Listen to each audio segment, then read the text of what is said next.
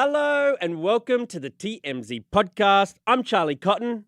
And I'm Derek Kaufman, the Lothario lawyer. Look, I named myself that time. Did you enjoy that? I really did. I just adopted the name rather than let you call it. I took back the night.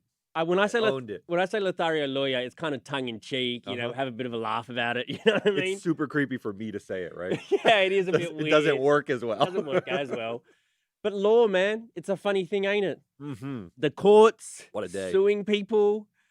That's what we got today. We got 3 banger stories all about the law, but it's more interesting than it might appear. Yeah, these are big ones. That's why we traded out Charlie Neff. She doesn't know anything about the courts, and we got in our legal Lothario to break down some of these cases. Different voice over here, too. A little velvet teddy bear rather than the valley.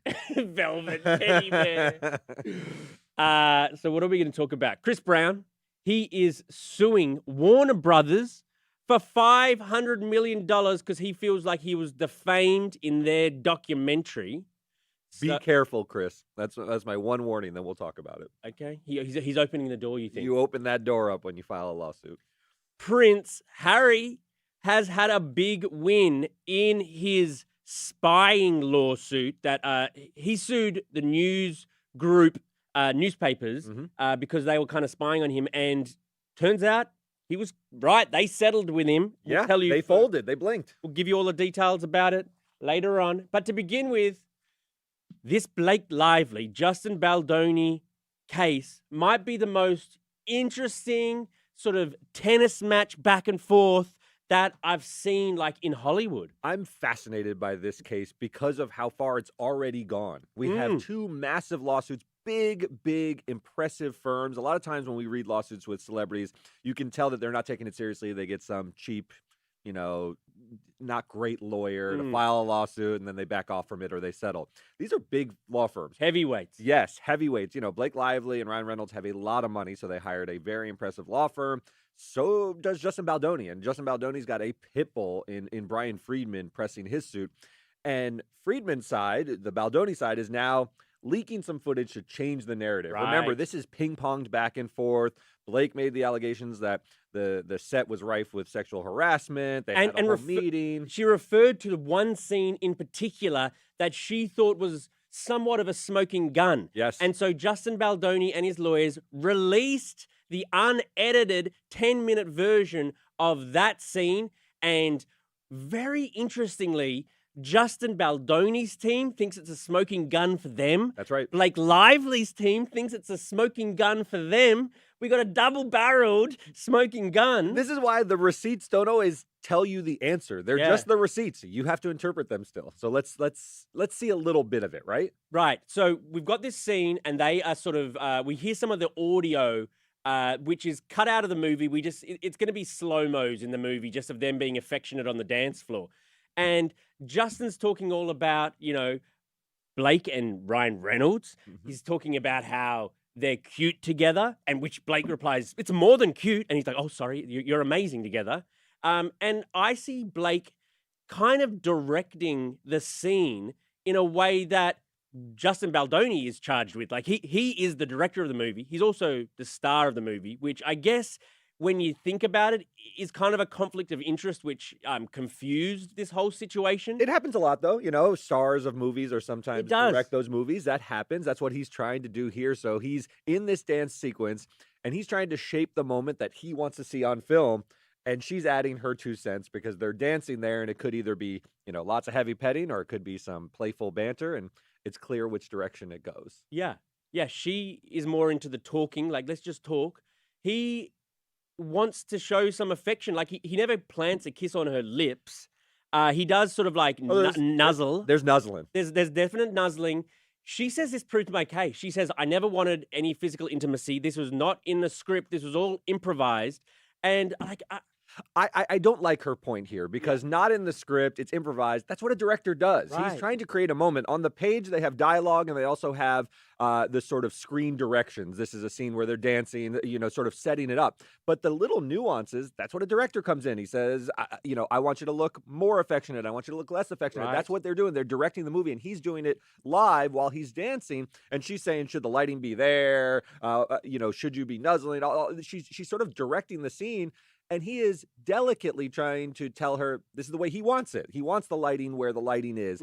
And I will say, though, for her part, she is maybe a little bit more meddlesome. She's the star of this set. He's not the star. She's Justin the Baldoni is biggest, the director most and famous. Yes, and her co-star. She's the big get. She's going to be on the top of the posters, and she's throwing her weight around a little bit. And I think that could be frustrating for a director. If he's a big timer like Spielberg, maybe she doesn't do that. But she's like, oh, this is Justin Baldoni.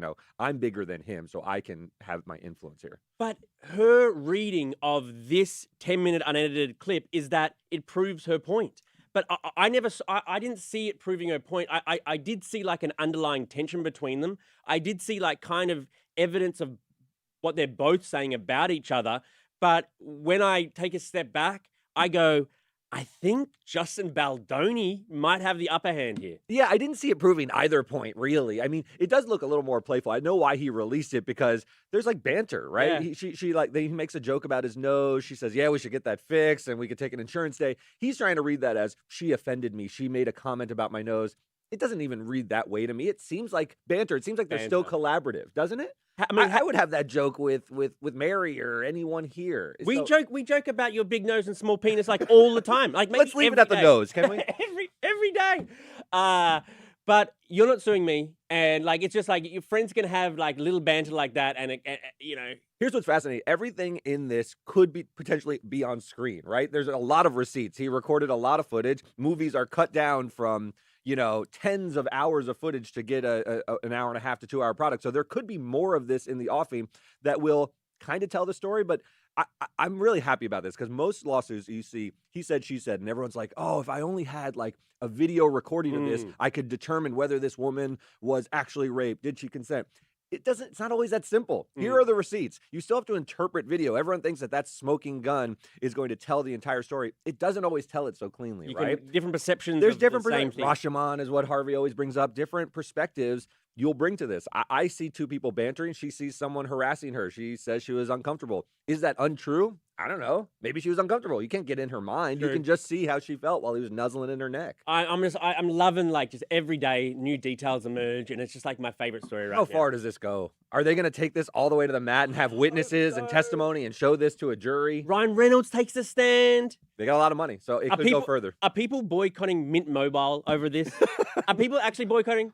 I'm never going to go with that cheap provider ever again because of what Blake did. I do think they have a lot more to lose, and they'll blink first. Baldoni is trying to save his career. He'll go as far as he needs to go because it's binary. Either he has a career going forward or he doesn't. Blake Lively and Ryan Reynolds are very rich. He has Deadpool. He needs to be an icon, and this is bruising him along the way. So I think they blink and get out to save their career because he'll just go for it. He's like, if I win and win the narrative, then I have a career. If not, I don't. Okay, on to our next story. Chris Brown is suing Warner Brothers over their documentary on Investigation Discovery called Chris Brown, A History of Violence. And if you watch the documentary, a lot of it is obviously terrible look for Chris Brown. Look, the name is A History of Violence. Right. It's not going to be a flattering portrayal. Right. I mean, he claims now that they went and found like alleges of his abuse, and these alleges were then deemed, they removed their allegation. They stepped back and it was deemed non-credible. Yes. So he thinks that they based the whole documentary that people watched and damaged his brand based off kind of false allegations. Yeah, right? Apparently one of the women who made some allegations brought forth legal documents where she made these allegations. The documentarians used those to build the documentary, and then she withdrew them. Now, why she withdrew them, whether she recanted fully, I'm not entirely clear, but their position is she put forth these allegations and then backed off of them. So you can't use them in a documentary. I'm not sure that's entirely true. In fact, if there are documents in a legal record, we report on them all the time. And then you try to balance it out. You get the other side. If he filed an opposition, you incorporate that into the story. You do try to get all the information out there, but you don't have to not tell a story just because he denied the allegations. It's interesting, though, to tell a one-sided story. I mean, imagine if that was you or I, and then there was a documentary, and it was all the negative. All the negative, right? Yeah. And then you're like, can you even this out? People watch documentaries as fact. That's right. No, it is. In part, it's now, I think that's a silly way to watch documentaries because all Maybe I'm just an idiot. it's I think you watch it as like, okay, this is a historical type, account Yes. of what happened. Not really. But they have a perspective. They have a perspective. Yes, and their perspective is, look at this guy's history. He seems to be violent. Look at what happened with Rihanna. Look at what happened with these subsequent allegations. And they're trying to build a narrative with some momentum towards he's not a good guy. And he's saying, that's not fair to me. You've used allegations that were recanted. Suing for $500 million. It's a lot of money, but he's worth a lot of money, and he also has a burgeoning music career. He's still a big deal. He still moves a lot of records. So I can see that number making sense. What I'm worried about for Chris Brown is you've now opened the door. Okay, so now if you are saying this documentary lied about you, you're going to have to prove that those were lies. And to do so, you're going to have to get on the stand. They're going to have their own witnesses to say, no, this had credibility. He's going to have to replay all those allegations to determine whether those are lies. And he's opened the door, as we say in the law. Does he want that? I mean, I think he's lived a pretty colorful life. He says post Rihanna, he's really modified his behavior. I'm not so sure. He was throwing chairs at GMA. I don't think he's backed off that incident. He does have a temper, right? So we'll see. This is, I always think, a very, very, very risky gambit to sue someone for defamation unless you are completely clean. And very few people, including Chris Brown, including myself, are completely clean. Do you want to? Are you not completely clean? I mean, I don't have any of these type of allegations. I'm clean as a whistle in every allegation. You are just clean squeaky. as a whistle. But clean. We'll see where this goes. I don't think he can take this all the way to the mat, but we'll see if he pushes it. Then that means he has a lot of faith in his argument that he's a good person. Prince Harry has had a big win in his court case. You will remember he was after the news group who he says used to basically hack into his voicemail and other stuff like that. So that, how you can call up and get your voicemails. If you're out of country, you can just dial a number and they can give you their voicemails. Yeah.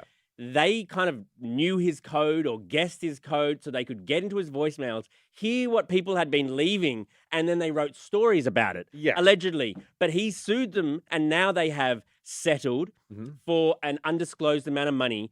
And what he was most what he most wanted was an apology and just saying, we were wrong. He got it. And he got it. They say, we acknowledge and apologize for the distress caused to the Duke and the damage inflicted on relationships, friendships, and family, and have agreed to pay him substantial damages. You rarely see a company fall on the sword this hard. I mean, we acknowledge the distress. It's sort of passive voice. They're not saying we caused the distress, but they are saying, and then they say, and we have agreed to pay him substantial damages. They're saying distress was caused to him, and we're paying for it. 2 and 2 together they're taking accountability for it. Really, the allegations were quite underhanded, like you said, hacking and so forth. This is beyond ordinary journalism. And sometimes British tabloids have this reputation. He wanted to put it on Front Street and say, this is actually what's going on. This is why you're reading these stories, because they're stealing information about us. And even though I'm a royal, I have some right to privacy where they shouldn't be able to hack in.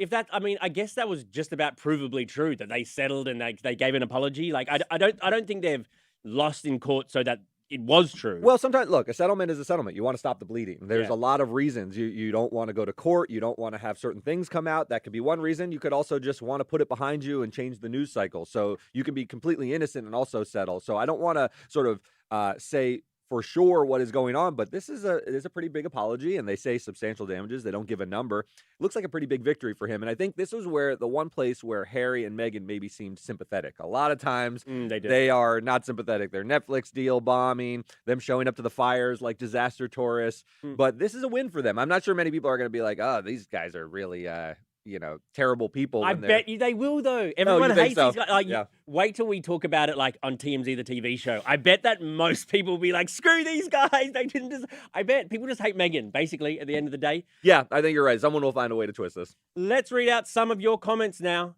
On the Blake Lively, Justin Baldoni situation, MM says, I don't understand the behind the scenes of movie making. If you told me that scene was normal, I would believe it.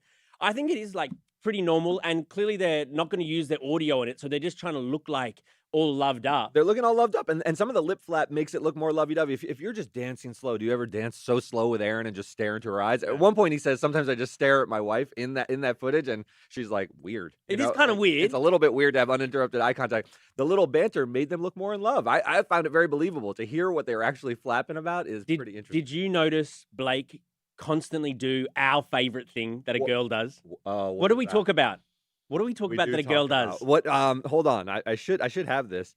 Is it tucking the hair behind the ear? What is It's it? biting the bottom lip. Oh, yeah. It's biting the Forget bottom about it. lip. That's Sydney Sweeney's entire Instagram stories. She has mastered the art of. Yeah, I know.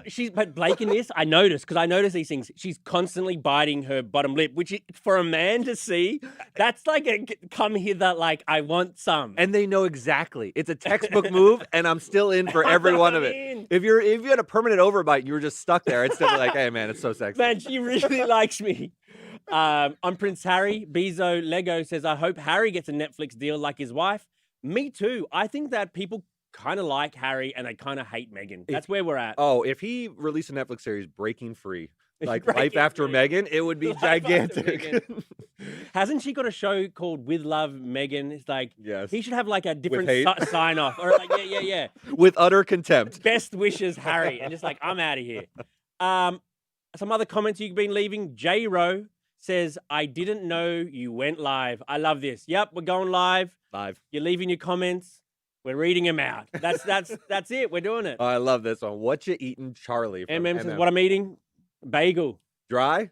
At the moment, this is dry. This is a raisin bagel. It's a popular style of bagel in our office, and so I have to go and... I'm going to give you a little insight. After we record, Charlie runs to the bagel area, and he puts together the most Australian concoctions you've ever seen. He takes like a semi-sweet bagel, like a raisin, and he spreads Vegemite all over it. I And like tells me Vegemite. it is perfect. Vegemite It's on salty anything. sweet, right?